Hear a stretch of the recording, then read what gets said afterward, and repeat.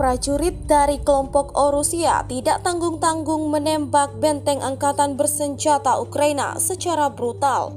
Rekamannya ramai beredar di media sosial Telegram pada Rabu 15 Maret 2023 di sebuah hutan yang tidak disebutkan nama wilayahnya dalam keterangan unggahan. Berhasil dideteksi oleh kelompok Orusia sebagai salah satu hutan yang menjadi tempat berlindung atau benteng angkatan bersenjata Ukraina. Alhasil, kendaraan militer Rusia yang mengangkut sistem peluncur rudal mematikan langsung dioperasikan, menyerang semua titik target yang ada di dalam hutan sana, seperti yang terlihat dalam rekaman.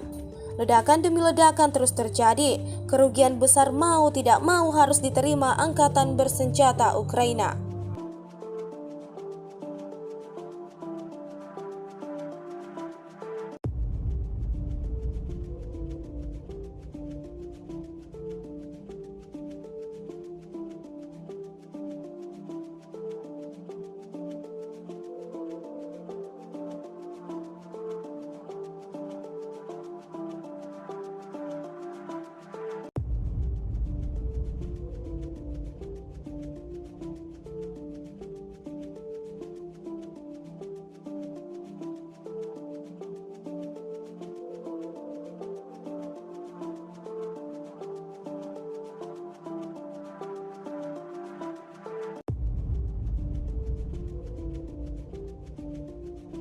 Terima kasih sudah nonton.